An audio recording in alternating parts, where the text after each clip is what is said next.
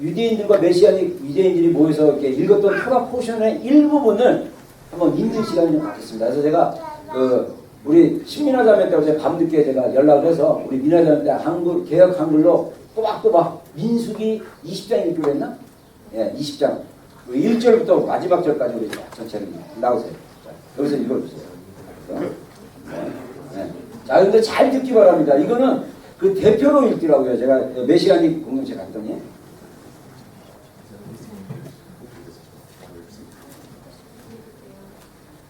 첫째 달에 이스라엘 자손 곧 온 회중이 신 광야에 이르러 백성이 가데스에 머물더니 미리암이 거기서 죽음에 거기서 장사되니라. 회중이 물이 없으므로 모세와 아론에게로 모여드니라. 백성이 모세와 다투어 말하여 이르되 우리 형제들이 여호와 앞에서 죽을 때 우리도 죽었더라면 좋을 뻔하였도다. 너희가 어찌하여 여호와의 회중을 이 광야로 인도하여 우리와 우리 짐승이 다 여기서 죽게 하느냐. 너희가 어찌하여 우리를 애굽에서 나오게 하여 이 나쁜 곳으로 인도하였느냐. 이곳에는 파종할 곳도 없고 무화과도 없고 포도도 없고 석류도 없고 마실 물도 없도다. 모세와 아론이 회중 앞을 떠나 회막문에 이르러 엎드림에 여호와의 영광이 그들에게 나타나며 여호와께서 모세에게 말씀하여 이르시되 지팡이를 가지고 내 형 아론과 함께 회중을 모으고 그들의 목전에서 너희는 반석에게 명령하여 물을 내라 하라. 내가 그 반석이 물을 내게 하여 회중과 그들의 짐승에게 마시게 할지니라. 모세가 그 명령대로 여호와 앞에서 지팡이를 잡으니라. 모세와 아론이 회중을 그 반석 앞에 모으고 모세가 그들에게 이르되 반역한 너희여 들으라.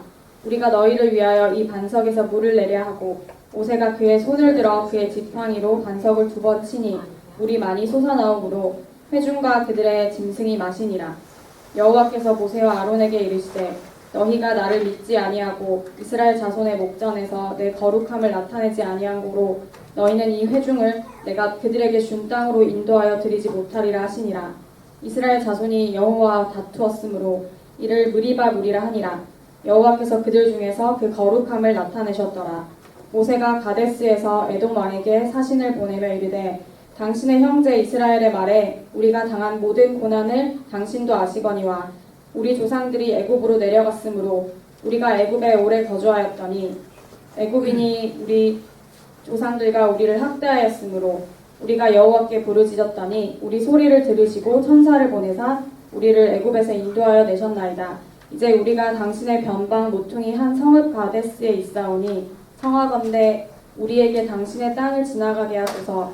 우리가 밭으로나 포도원으로 지나가지 아니하고 우물물도 마시지 아니하고 왕의 큰 길로만 지나가고 당신의 지경에서 나가기까지 왼쪽으로나 오른쪽으로나 치우치지 아니하리이다 한다고 하였더니 에돔 왕이 대답하되 너는 우리 가운데로 지나가지 못하리라. 내가 칼을 들고 나아가 너를 대적할까 하노라. 이스라엘 자손이 이르되 우리가 큰 길로만 지나가겠고 우리나 우리 짐승이 당신의 물을 마시면 그 값을 낼 것이라.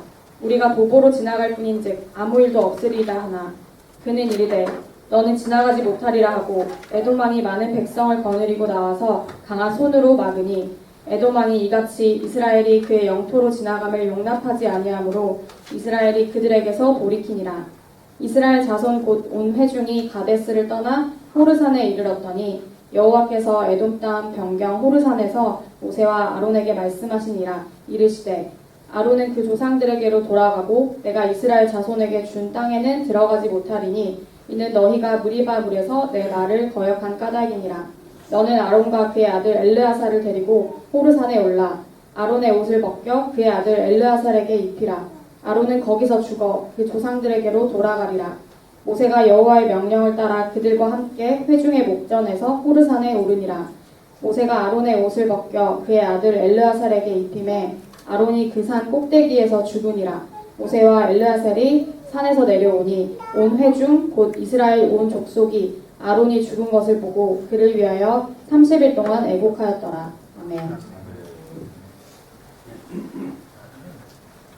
예. 우리가 이제 성경의 어떤 가치와 원리들을 좀 배워가는 과정 가운데 있는데 이렇게 한번 읽어보니까 그래도 좀 새로운 것 같고 제가 그 메시아닉 그 교회 예배를 좀 안식일날 들어보니까 이렇게 토라 포션의 분량이 많은데 이 분량을 한꺼번에 다 읽는 게 아니라 어느 파트 또 읽고 또 찬양하고 또 뭐 이렇게 하고 또 읽고 막 이런 식으로 해서 이렇게 뭐랄까 액티브하게 이렇게 진행을 하더라고요. 그래서 우리가 적어도 뭐 다는 아니더라도 뭐 기회가 된다면 우리가 매 주일마다 이렇게 토라 포션에 나와 있는 한 챕터를 좀 가지고 같이 읽으면 좋겠다라는 그런 마음이 좀 들었습니다. 자, 우리 그러면 하나님 말씀 보겠습니다. 자, 하나님 말씀. 자, 신명기 우리 지난 주일날 읽었던 본문으로 우리 또 디모데 후서 같이 좀 읽어보겠습니다.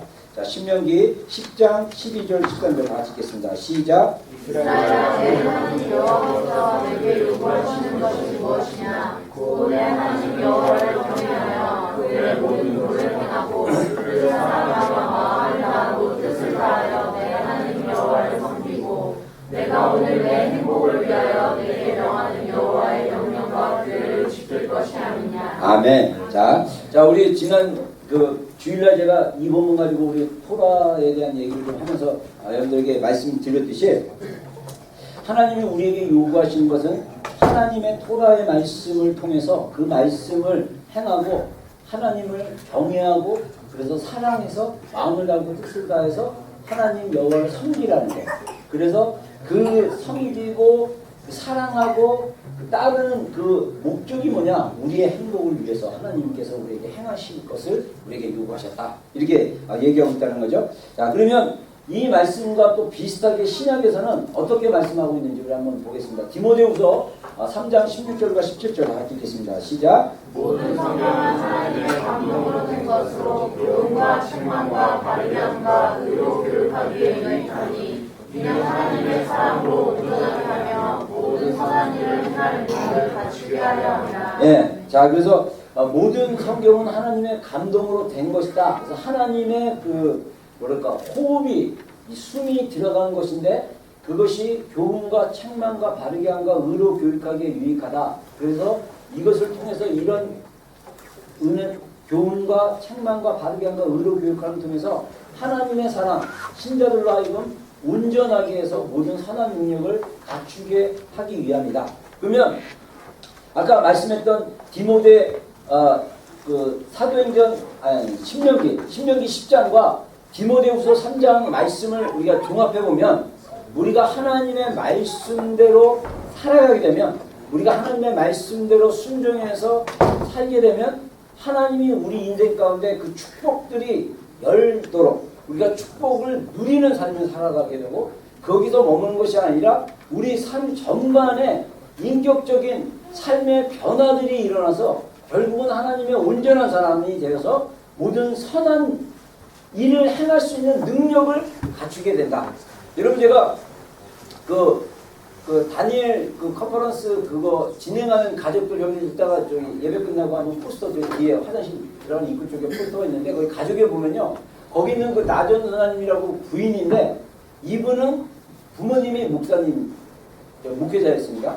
그래서 그 목사님하고 사모님들 저기 한국에서 오셨는데 이분들이 미국에 가셔가지고 목회를 하시면서 부모님들이 자녀들을 미국에서 키웠어요. 근데 이 나전 선생님은 신학을 했겠죠. 전사하는 거 보니까. 근데 중국인 남편이랑 같이 결혼했는데 이 중국인 남편은 마취과 의사입니다. 그래서 애가 셋인데 14살, 12살, 뭐 10살 이렇게 되는 것 같아요. 근데 12살 아들이 드럼을 치고요.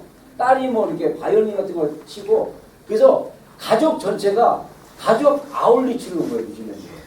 와가지고 빌리 그레함 그 전도 집회에서 하는 Dare to be 다니엘 그래서 다니엘처럼 되기라는 그 프로그램 책자를 한 50권 갖고 오고 티셔츠 갖고 와가지고 그거를 영어로 진행하는 거예요. 그래서 오전 10시부터 저녁 9시까지 점심 저녁 다 먹여주고 그리고 이제 거기에 한 3명 정도가 동참했더라고요. 다른 싱글들 남매도 오고 뭐 이렇게 해서 8명이 전체 프로그램을 돌리더라고요. 근데 저는 그거 보면서 야 이게 앞으로 우리 교회가 좀 비전으로 좀 이렇게 뭐랄까 볼 수 있는 하나의 모델이 될 수 있겠다. 여러분 저는 제가 어제 그 브릿지빌더 스태프들이랑 미팅을 하면서 제가 그런 얘기를 했었는데 제가 태어나고 자란 곳은 요즘 말로 얘기하면 난민촌입니다. 왜냐하면 서울에 그때 6.25 전쟁 끝나고 우리 아버님이 이 북한에서 이 피난 이게 북한에서 오신 분이기 때문에 그 북한에서 오신 분들이 전쟁 끝나고 모여 살 집이 없어가지고 다 파괴되고 그래가지고 이 마포구 연미동이라는 산이 연미동에 산이 몇 개 있었어요. 그 산에다가 판자촌이라고 해가지고 사과개짝이나 나무떼기를 가지고 집으로 만들어가지고 생활했던 마을이었어요. 제가 거기서 태어났어요. 그러니까 지금 따지면 난민촌이에요, 난민촌. 전쟁을 피해서 피난 와서 거기서 아예 자리를 잡고 그래서 제가 어렸을 때 그 경험했던 경험을 얘기하면 우리 사모가 우리 어머니 세대가 경험했던 걸 경험했다. 그럴 정도 동네가 좀 달랐으니까. 우리는 제가 난민촌 그쪽에서 자랐기 때문에 저는 아직도 기억나는 게 집에 화장실이 없어가지고 공동 화장실 가면요. 공동 화장실이 5개가 쫙 있으면요. 줄을 쫙 섰어요. 그러니까 급한 사람들은 막 길거리에다 막 싸대가지고 어딜 가도 똥이 천지였어요. 그래서 진짜 똥 안 밟기가 굉장히 힘들어요. 그래서 똥 자주 밟았고요. 그 다음에 집에 수도꼭지가 없어가지고 제가 어릴 때 경험했는데 나중에 이제 개발돼가지고 집에 화장실 만들고 수도꼭지 있어가지고 안 그랬는데 제가 아직도 기억나는 게 수도가 없어가지고 동네 우물 밑에 이렇게 수도가 있어요. 그러면 어떻게 하냐면요. 양동이를 다 가지고 가서 줄을 섰어요. 지루하게 쫙 줄 서면요. 한 사람 물 받고 최대한 그릇을 다 갖고 와서 사람들이 와가지고 그걸 갖고 가면 그 다음 밀려가지고 저도 한두 시간 기다렸다가 그거 받았던 기억이 나요. 어렸을 때. 지금 저는 그게 몰랐어요. 이게 오늘날 난민촌이었는지 모르는데 지금 지나고 나니까 난민촌이었어요. 제가 왜 이 이야기를 장황하게 하냐면 지금 나전사님 가정은 미국에서 오셔가지고 이 좋은 뉴질랜드에 와서 했는데 애들한테도 굉장히 영향을 줬습니다. 지금 제가 그 픽업했던 애들 이렇게 얘기 들어보니까 너무 좋대요.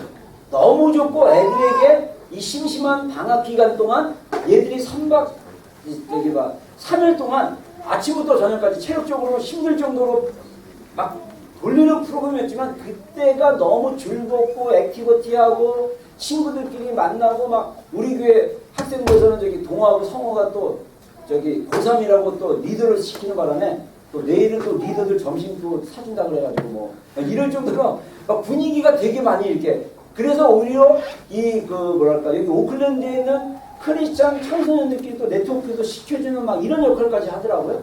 근데 만약에 우리는 여러분들 가족 우리 아이들 데리고 우리는 한 가정 가지 말고 2가정씩 파송해가지고 베트남이나 캄보디아나 라오스나 인도나 이런 지역에 가서 전혀 복음을 들어보지 못하세요. 전혀 예수님에 대해서 모르는 사람들에게 정말 우리가 이런 프로그램을 한다고 생각해 보세요. 그리고 마지막 어제 보니까 한때 그 종이봉지에다가 미국에서 온 거지 미국에서 가져온 초콜릿이나 뭐 이게 사탕이나 다 담아갖고 한 봉지씩 선물로 주더라고요. 근데 이거를요 정말 가난한 지역의 사람들에게 가서 나눠주고 그러면요 거기서 한 명이라도 예수님 만나고 임팩트가 있고 이런 변화들이 일어나면 여러분 이거는 정말 하나님 나라에 너무나 놀라운 일들이 일어날 것이라고 생각합니다. 여러분 우리 교회가 그런 교회가 됐으면 좋겠어요. 그래서 내년 여기 크리스마스 시즌 지나고 신년 때 많이 휴가를 받으니까 1월달은 전 교인이 다 수련회 가가지고 남아있는 사람은 아직 성교여행 가가지고 남은 사람 별로 없이 그 사람들이 모여서 그냥 예배 유지하고 나머지는 다 성교지로 가는. 여러분 그래서 이걸 갖다가 우리 브리치 빌더스 어제 그 스탠 미팅에 딱 낼 때 어떤 지체가 그러더라고요. 자기가 단기를 한번 갔다 왔더니 인생 뭐 없다. 그냥 단기 갔다가 와서 1년 보내고 그리고 그냥 시간이 너무 빨리 간다는 거예요. 그래서 1년에 한 번씩 단기 이런 데 갔다가 예수님 맞이하면 되지 않을까.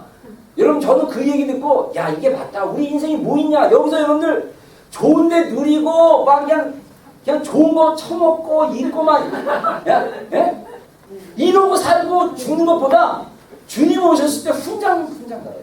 저는 주님께서 이번에 12시간 무슬림을 위한 철야기도 하면서 주님이 저한테 감동 주셨던 게 뭐냐면 너의 가슴에 이 훈장이 하나 이렇게 딱 이렇게 단 거다.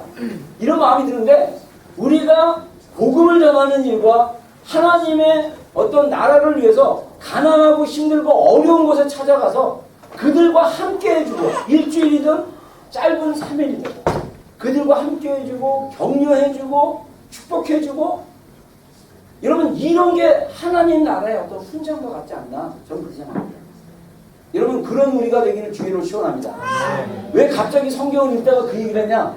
하나님의 모든 선한 일을 행할 능력을 갖추게 하기 위해서.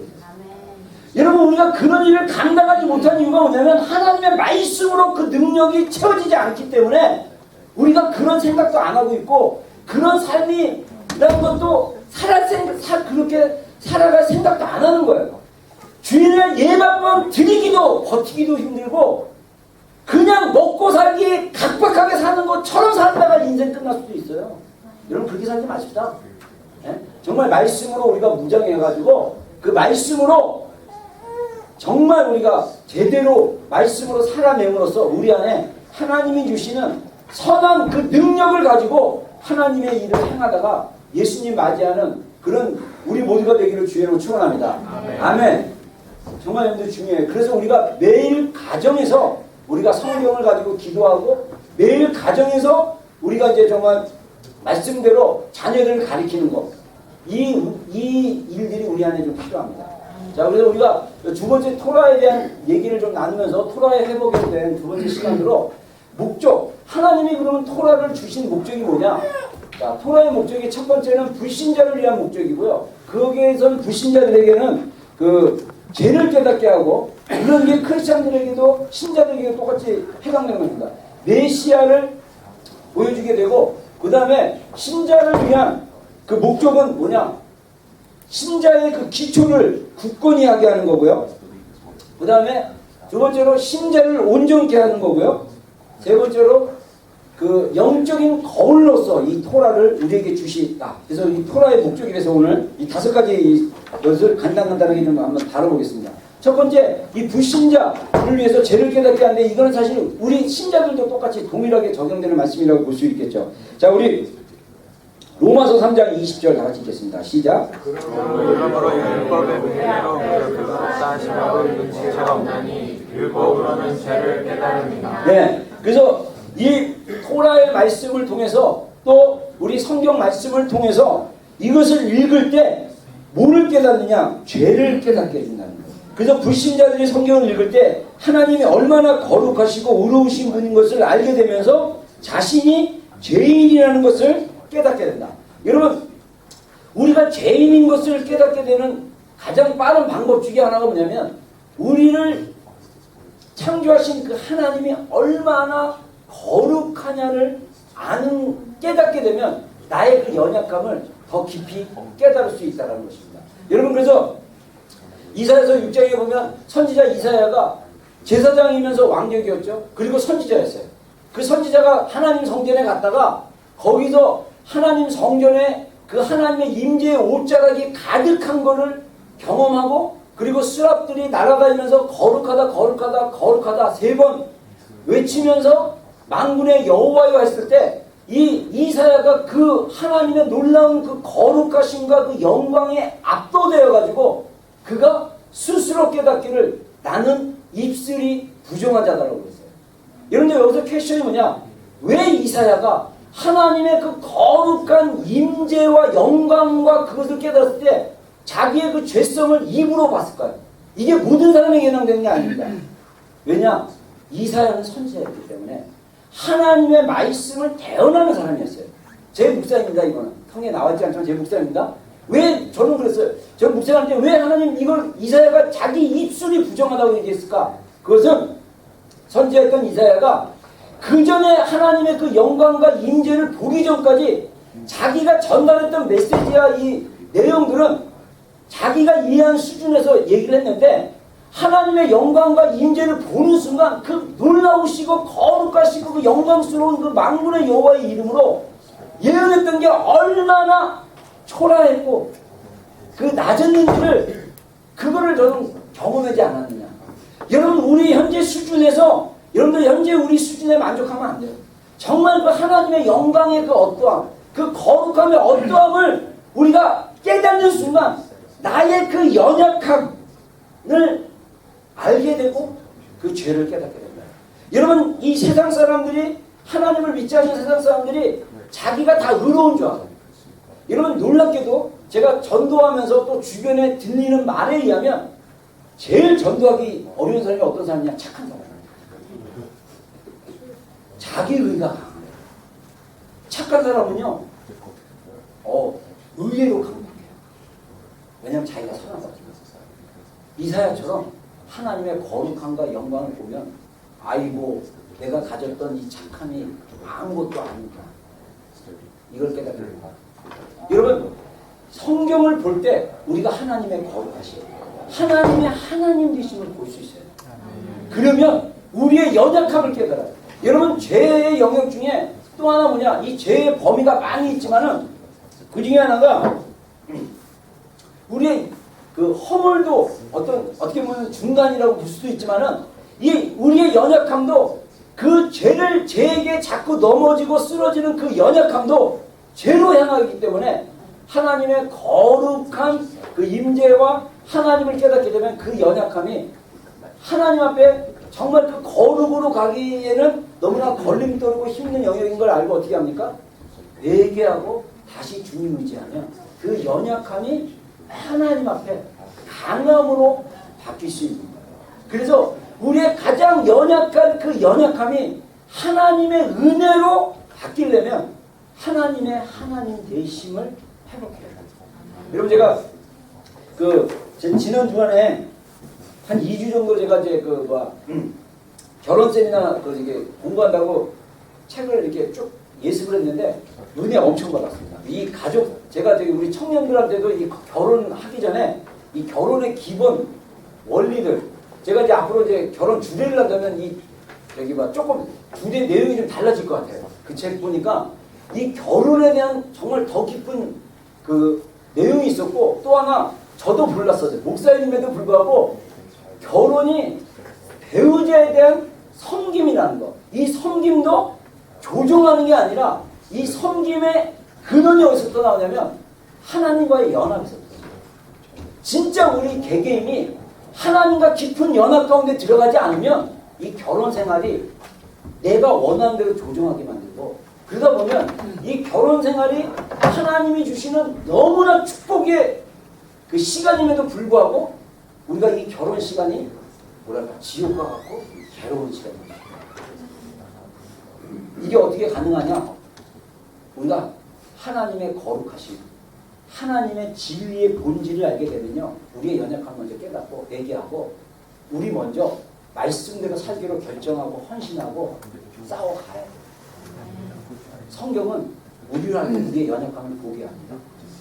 죄를 깨닫게 합니다. 이건 불신자뿐만 아니라 우리에게도 똑같이 해당될 수 있겠죠. 두 번째 영역이 뭡니까? 메시아를 보여준다는 거예요. 자, 우리 하나님 말씀 보겠습니다. 누가복음 24장 25절로 27절 다 읽겠습니다. 시작. 이르시되 분명하고 선지자들이 말한 모든 것을 마음에 더디 믿는 자들이여, 그리스도가 이런 고난을 받고 자기의 영광에 들어가야 할 것이 아니냐 하시고, 이에 모세와 모든 선지자의 글로 시작하여 모든 성경에 쓴 바 자기에 관한 것을 자세히 설명하시니라. 네. 자, 예수님이 누가복음 24장에는 부활하신 다음에 엠마오로 내려가는 두 제자를 동행하게 됐습니다. 그러면서 이제 대화하다가 그들에게 말하고, 미련하고 선지자들이 말하는 모든 것을 마음에 더디 믿는 자들이야 그러면서 이렇게 책망하시면서 그리스도가 이런 고난을 받고 자기의 영광 가운데 돌아갈 것이 아니냐 하면서 예수님께서 고난받고 하나님의 영광 가운데 올려지는 것에 대해서 모세와 모든 선지자에게, 우리가 이제 그 좁은 의미로 모세의 글은 토라라고 얘기했죠. 넓은 의미로는 모든 선지자의 글들, 이사야, 예레미야, 이런 에스겔, 이런 선지자들의 모든 글들로 시작하여 모든 성경에 쓴 바 자기에 관한 것, 바로 예수님에 관한 것, 메시아에 관한 것을 자세히 설명하십니다. 그래서 예수님께서 이 구약 성경, 더 나아가서 신약 성경까지는 다 예수님에 대한 이야기예요.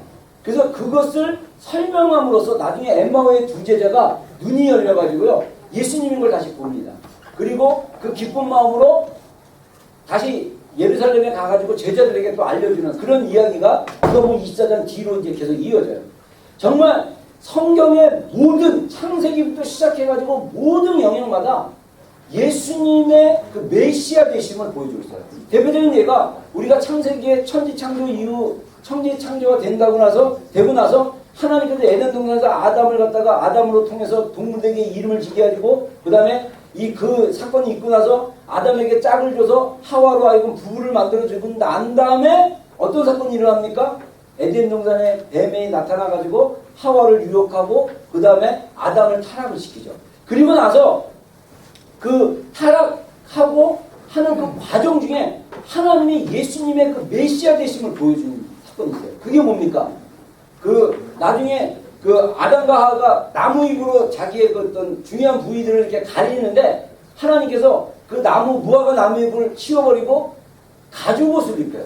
그래서 이 가죽옷은 누군가 희생된 어린 양의 옷이다. 그것은 예수님의 어떤 그런 죽으심을 상징하는. 그래서 그런 어떤 상징들이나 힌트들이 성경에 굉장히 많이 나왔다고 했어요. 그래서 그 유대인들은요, 그 성경에 나와 있는 메시아에 관련된 힌트들, 그러니까 메레츠인가 뭐 그래가지고 용어가 있어요. 그래서 그 힌트들을 찾아내기 시작하면 마치 그 보물찾기 하듯이 그 보물을 발견했을 때 오는 그 기쁨들 있죠.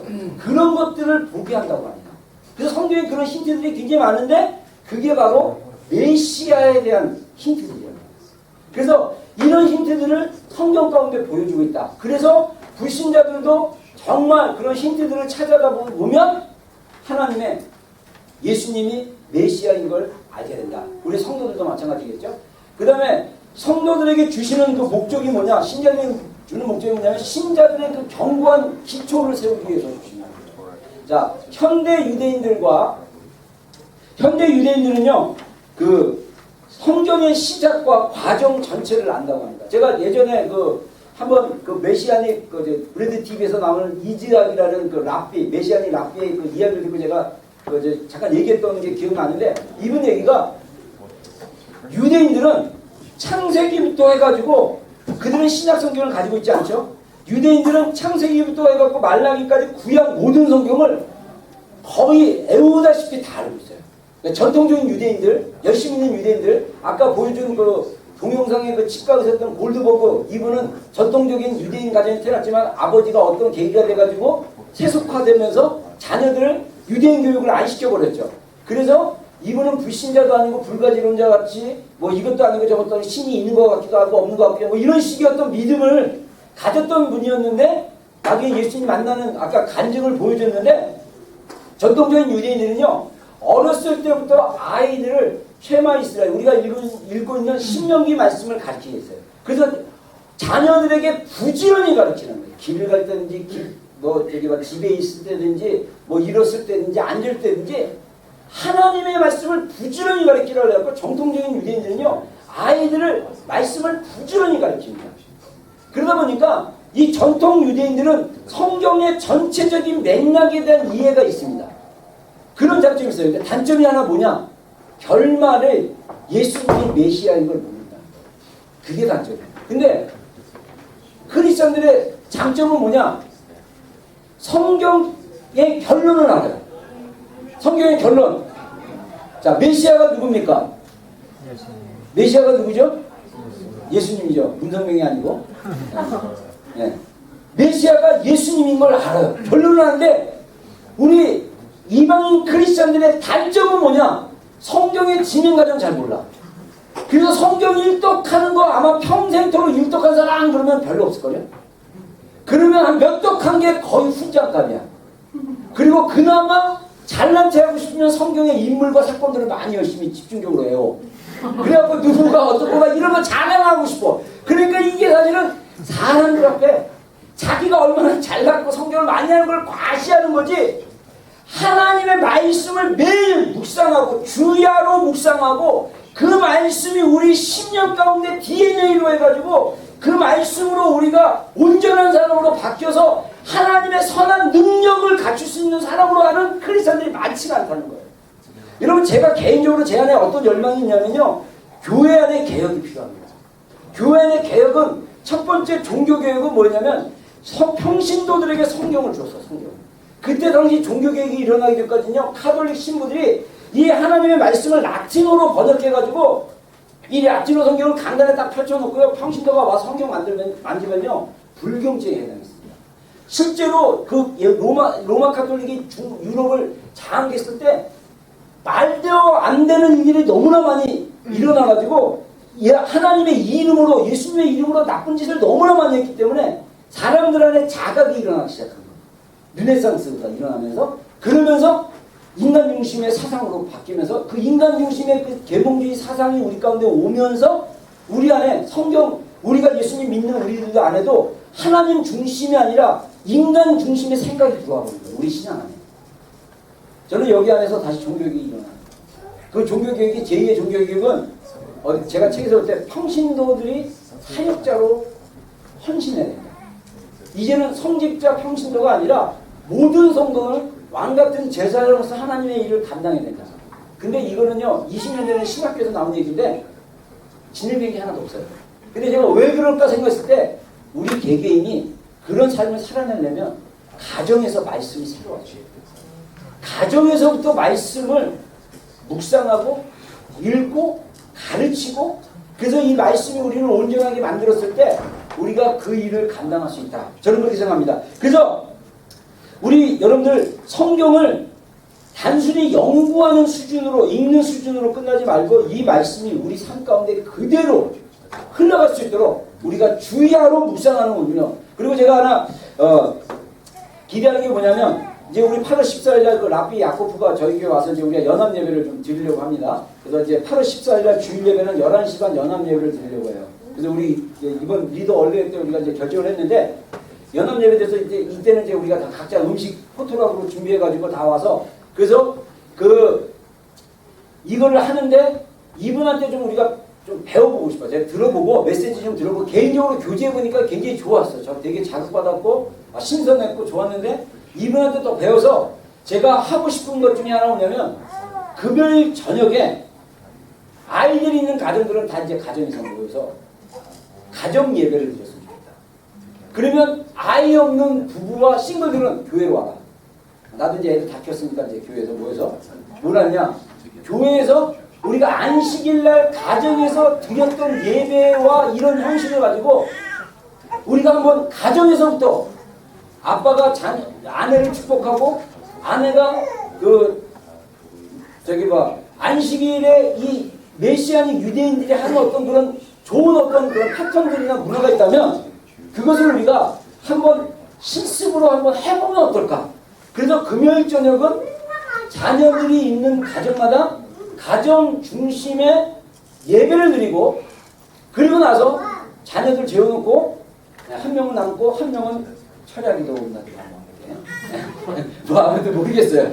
아무튼 저도 좀 더 고민을 해보겠습니다. 그래서 우리가 사실은 금요일날 그 저녁에 우리 전체 이렇게 모임을 7시부터 이렇게 하는데 아무튼 요 패턴도 제가 필요하다면 가정 중심으로 좀 바꿔야 될까 이런 마음이 좀 듭니다. 자, 그래서 그 신약을 잘 이해하려면 우리가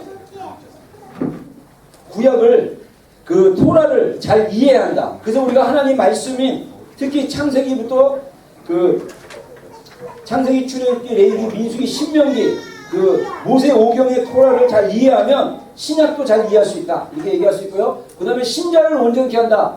이 신자를 온전케 한다는 거는 그 뭐랄까 퍼펙트하게 만든다는 게 아니라 준비하게 만든다는 거예요. 준비. 이 뭡니까?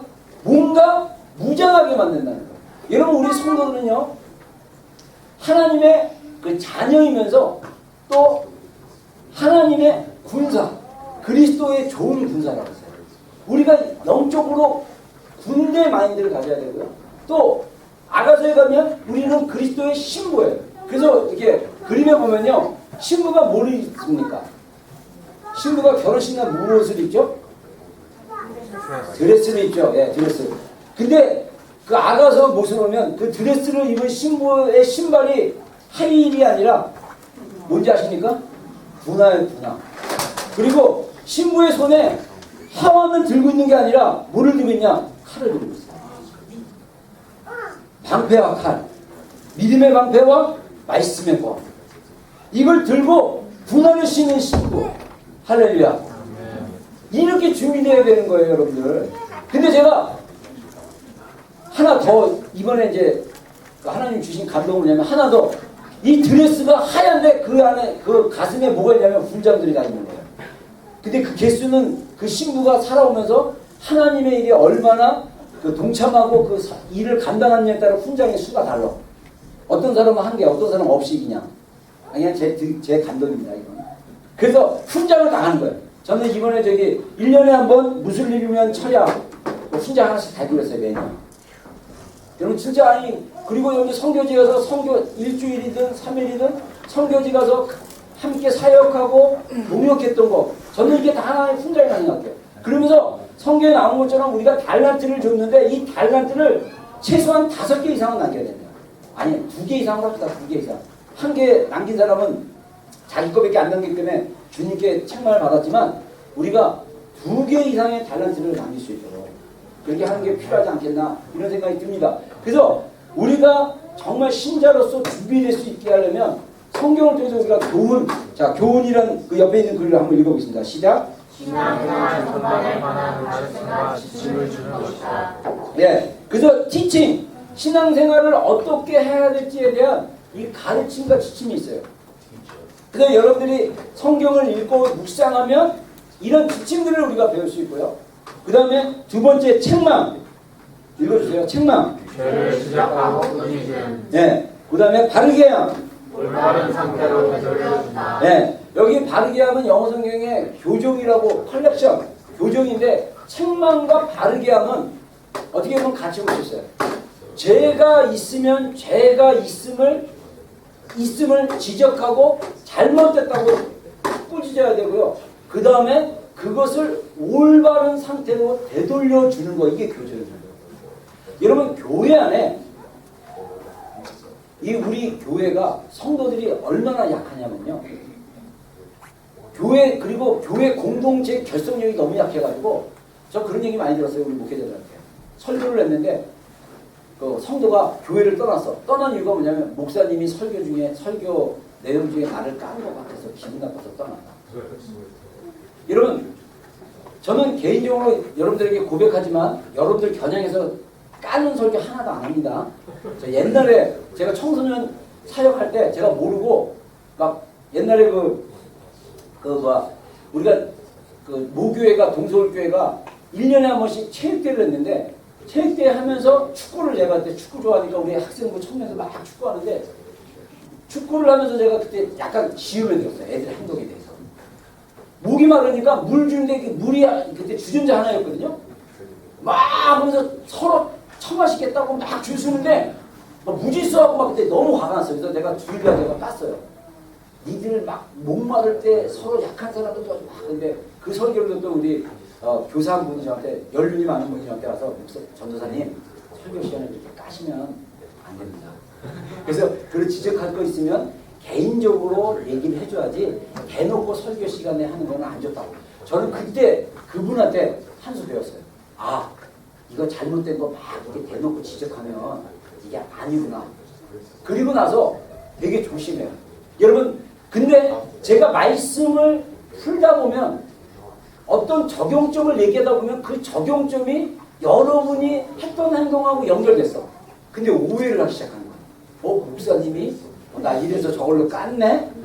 그렇게 생각하지 마시고 책망으로 받아들이시면 돼요. 나의 연약함을 말씀이 지적했구나.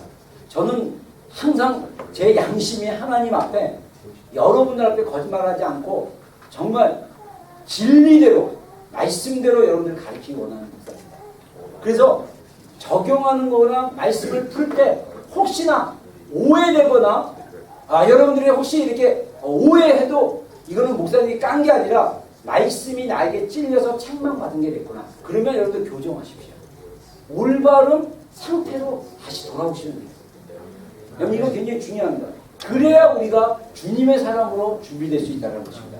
그리고 의로교육함 읽어주세요. 의로교육함. 제자훈련을 통해 하나님의 의를 배우고 있으면 예. 여기서 제자훈련이 오늘날의 제자훈련과 예수님이 했던 제자훈련은 다릅니다.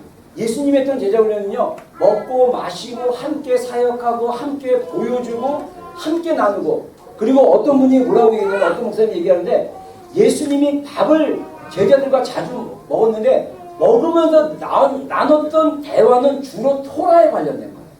그러니까 말씀에 관련된 것들을 나누고 제자들이 평소에 토라가 잘 이렇게 이해 안 되고 막 이런 것들을 질문하면 답하고 막 이런 것들이 오감의 시간이었다는 거예요. 그래서 하나님의 의로움을 배우고 익히는 그런 훈련이 제자훈련이라는 거예요. 우리는 제자훈련 그러면 뭐 화요일날 제자훈련이 있습니다. 오세요. 그래서 와가지고 뭐 성경 예습해 왔습니까? 암송해보세요. 막 이래가지고 교제하는 거 이거 나누는 이거는 현대판 제자훈련인데 사실 이게 효과가 별로 없어요. 어느 목사님은 그 교회 중직으로 세우려고 훈련을 다 시켰는데 결국은 속사람이 안 변하더라. 그래서 저희 젊은 목사들한테 계속 당부하는 게 뭐냐?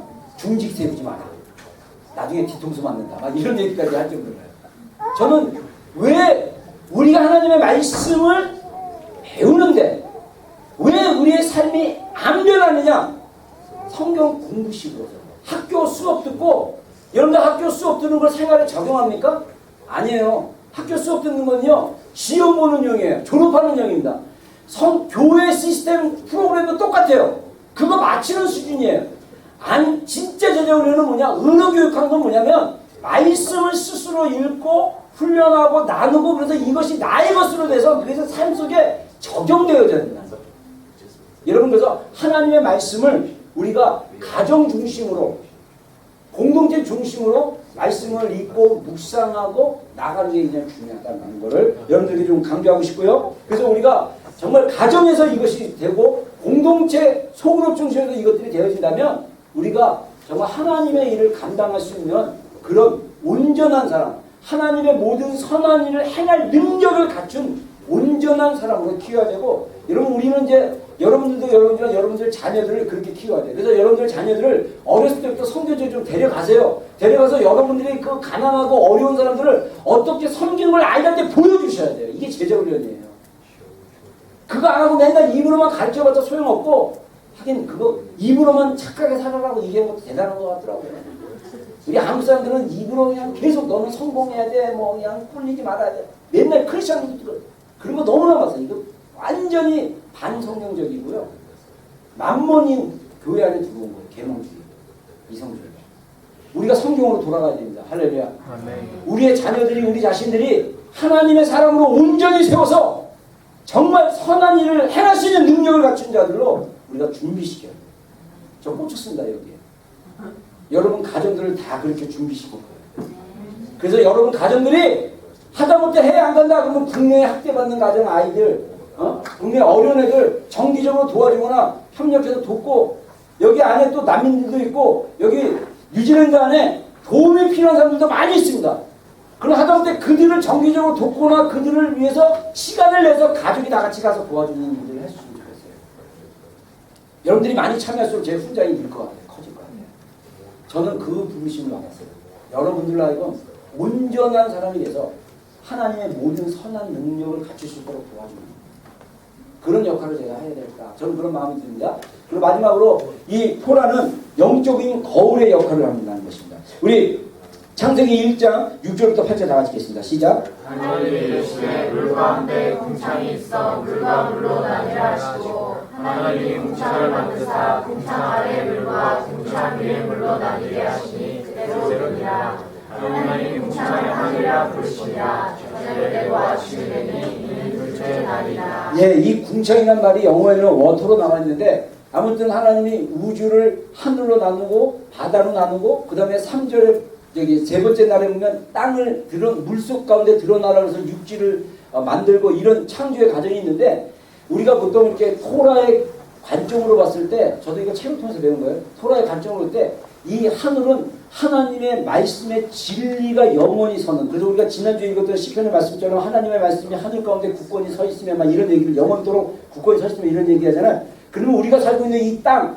이 물은 뭐냐? 하늘의 말씀이 비춰주는 세계예요. 그래서 영적인 세계의 말씀이 이 우리가 살고 있는 이 물질 세계, 자연적인 세계의 말씀 가운데 반영되어지는 거예요. 그래서 우리의 삶의 질과 우리의 삶의 태도는 뭐에 반영이냐면, 우리가 하나님의 말씀인 이 거울을 통해서 우리가 받아들인 모습의 반영이라는 거예요. 그래서 우리가 거지같이 살고 있고 찌질한 삶을 살고 있고 또 신명기 8장에 나온 것처럼 축복과 저주가 있는데 축복은 뭔 일을 해도 머리가 되고 축복은 무슨 일을 해도 형통함이 있는데 이 저주는 뭐냐? 뭔 일을 해도 맨날 꼬리가 되고 뭔 일을 해도 맨날 실패만 되고 뭔 일을 해도 이 되는 것이 없고 이게 저주의 삶이라는 거야. 왜 그런 저주의 삶을 살게 되냐? 영원한 말씀인 토라로 우리의 삶을 비추지 않기 때문이에요.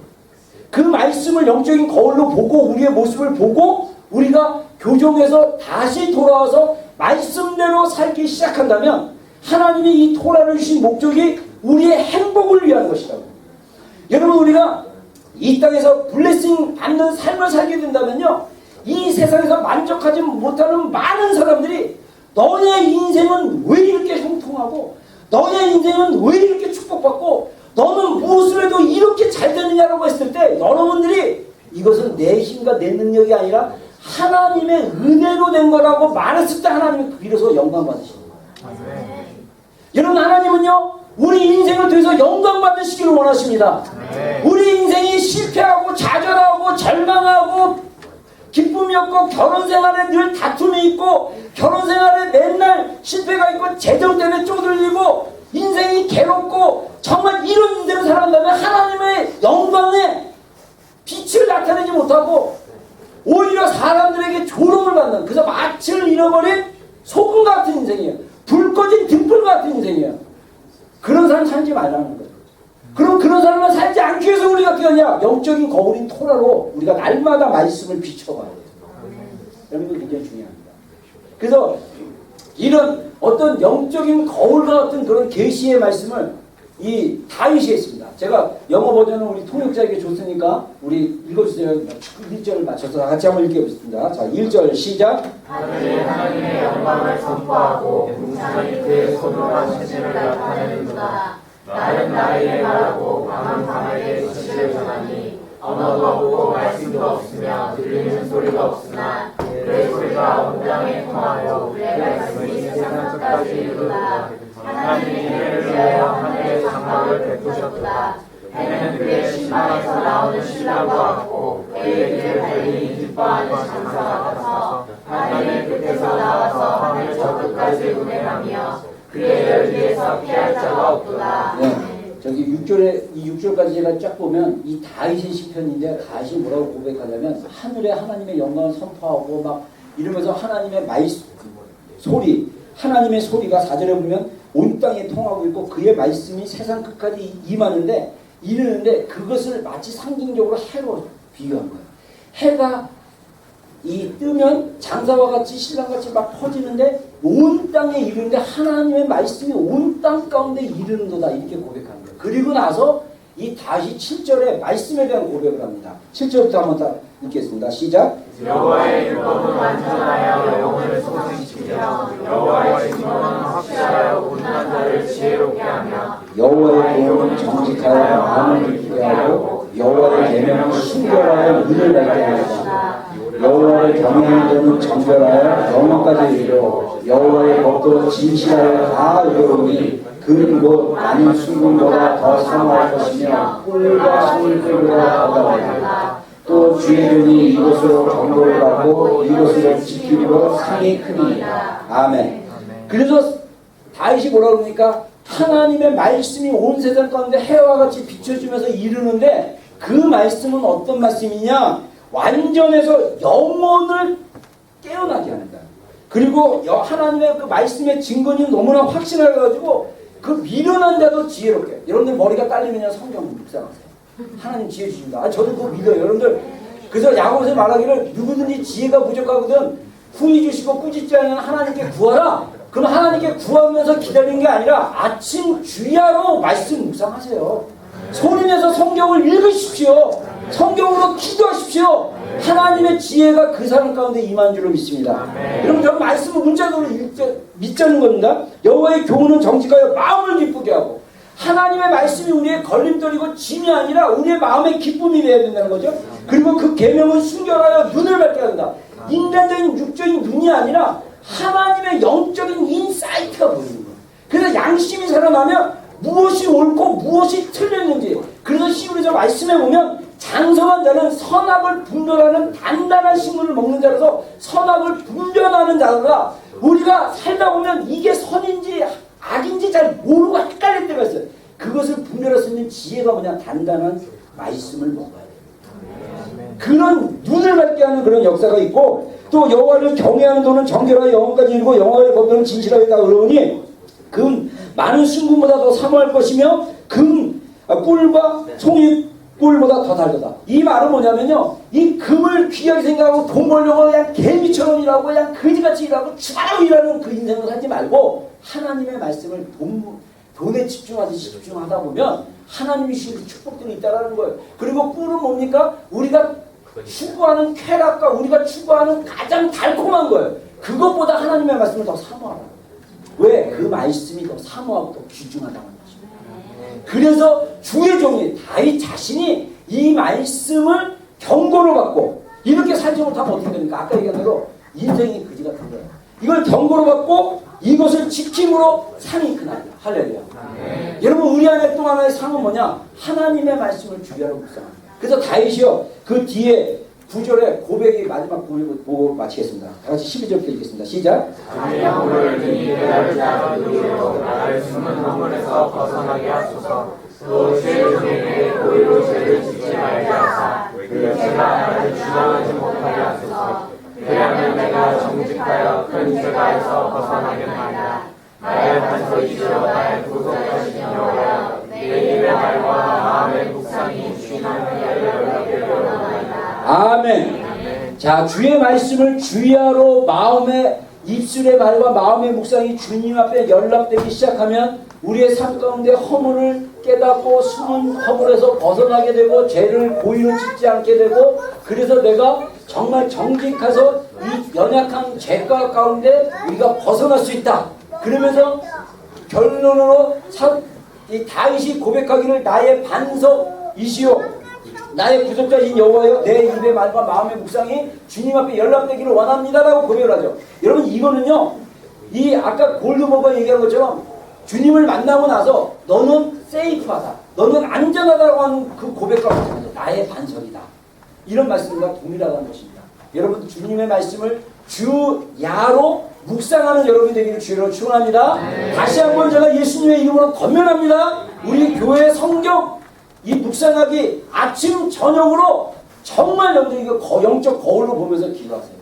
소리내서 기도하시기 바랍니다. 기도하겠습니다. 하나님 우리가 정말 하나님의 말씀을 아침과 저녁으로 묵상하게 해주시고 토라를 우리의 행복과 우리의 축복을 위해서 주셨는데 이 말씀을 우리가 주야로 묵상함으로써 하나님 나라에 정말 하나님의 사람으로 세워지는데 부족함이 없는 그래서 하나님의 온전한 사람으로 세워질 수 있는 우리 귀한 모든 지체들이 될 수 있도록 역사하여 주시옵소서. 예수님의 이름으로 기도했습니다. 아멘. 같이 일어나서 우리 마지막 찬양 부르고 축도를 마치겠습니다.